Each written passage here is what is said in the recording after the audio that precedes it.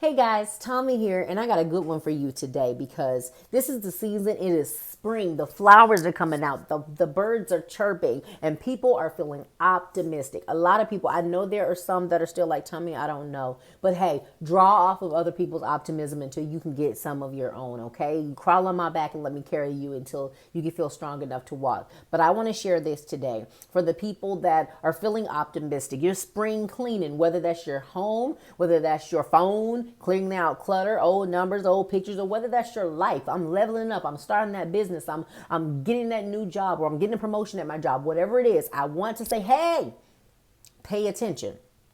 Because anytime you're in that season and you're in seed form of your dream or your purpose or whatever, that's the easiest when it can be killed or manipulated or whatever. Okay? I'm a Christian. If that ain't your judge, guess what? The God I believe in believes in you even when you don't believe in him. So it still works out. Keep listening. All right. So in my Bible, there are several situations where attempts had been made on the lives of children because the king thought that the child was, going to grow up and try to take over his throne or whatever. So let's find that child. As a matter of fact, if we don't know which one, kill all of them, and we're gonna get rid of them. Or a younger sibling tells the older siblings, "I had a dream, and in my dream, y'all were bowing down to me." "Oh no, buddy, no, we don't. You got to go. You got to die today." There are several instances of that when people tried to kill children when they were supposed to become something great, but they were in their smallest form. One of the ways that presents itself in this day and age is in the form of counterfeit blessings. And what I mean by counterfeit blessings are when you have or you're close to identifying what it is that you're supposed to do, but other things or other people come in the way and they look good and they look shiny and it sounds good, but it's not on purpose with what you are supposed to be doing. It could be in a relationship. You may be in a season where you've said, you know what, I'm going to be celibate. I'm going to just be to myself, focus on me. I know I got some issues. I got to finally get counseling. I got to work this out. If you're somebody, that's trying to get closer to God, I'm going to go to church. I'm going to do these things. I'm going to finally stop playing. I'm going to go all in. And then in the name of Jesus person comes out of the blue. We need to pray together because I'm on the journey too. I can help you. Let's have Bible study. Let's meet for coffee. I'll meet you at Starbucks so I can look wholesome. All of those things start happening. That ain't who God sent to you. If you profess that you finna be by yourself and do the work, be by yourself and do the work. Because this person going to take you all the way 99 degrees backwards. And then you're going to feel even worse because you're going to feel like a liar and a failure because you professed it to yourself, your friends, your family, and Instagram. And when they look up 2 months from now and you like, we moving in together and I'm pregnant, then you're going to be feeling shame. So if you made that profession, be careful of anything that comes to you in this season if you haven't started doing the work and walking toward purpose. The other thing is there's a guy in the Bible named Samson. Samson was born to serve the Lord. He is strong, handsome. His strength was in his hair, actually, but no one knew that. He knew it and mama and them knew it, but everybody else didn't know that. And so Samson had some situations, earlier on in his young adulthood that, his temper got the best of him.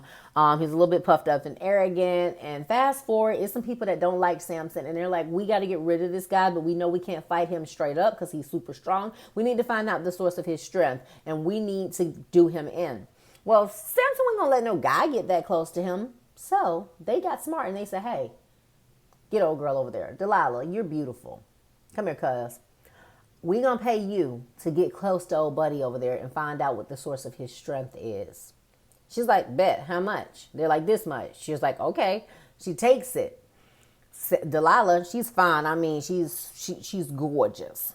Samson, of course, I'm fine, you fine. We could be a power couple. Let's do this. They get together and Delilah is trying everything. She's like, I got to figure out what's the source of his strength. So they're laying in the bed and she's just flattering him and yada, yada, you're so this. And she keeps asking these questions. And Samson would like lie and tell her something. And when he would go to sleep, she would test it. Whether it's like, he's like, oh yeah, if you tie up my wrists with a certain type of rope or whatever, I can't break free. And that's how you get me. So he go to sleep and she's like, tie him up. And he wake up and he's like, why am I tied? Oh, girl, I see you. But really, she wasn't trying to do nothing. She was trying to test what you said because she's trying to set you up. But he's so blinded because of her flattery and she's so beautiful and I'm so strong and we look good together that he doesn't realize what she's doing.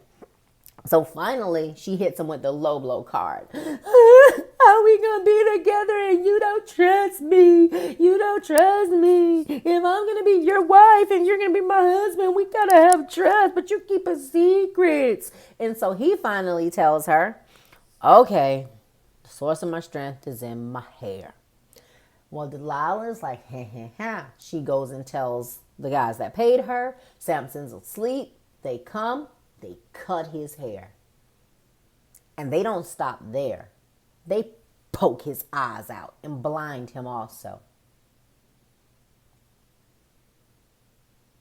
Because he was blinded by the infatuation, blinded by pride, blinded by his own agenda, he got out of purpose. He became vulnerable. And now he's literally blind and he has lost all of his strength. What has blindsided you? What was the thing that took you out? Because you were your source. No one could tell you nothing. You had your plan.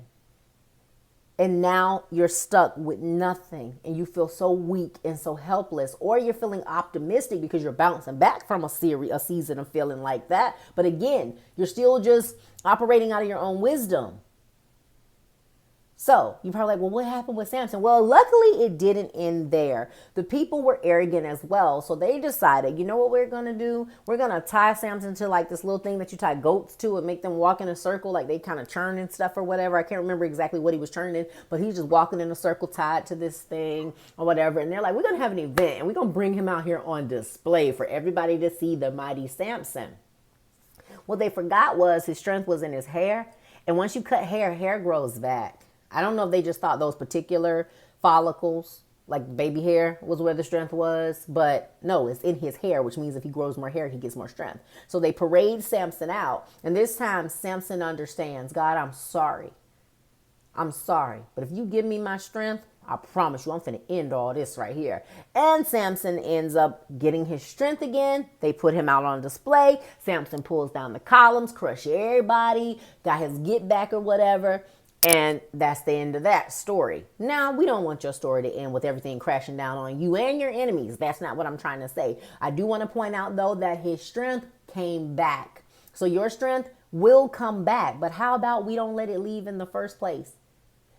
Yes, you can get back on purpose, but how about we stay on purpose in the first place by being aware of counterfeit people and counterfeit blessings. And the only way that you can do that is not trying to be your own antenna, not trying to be your own source, but consulting the one that gave you your power and the one that's giving you your mind and the one that's giving you the opportunity. And his name is God and his son's name is Jesus. You don't have to listen to me. Go try it yourself. I'll keep watch of your post and see how this plays out.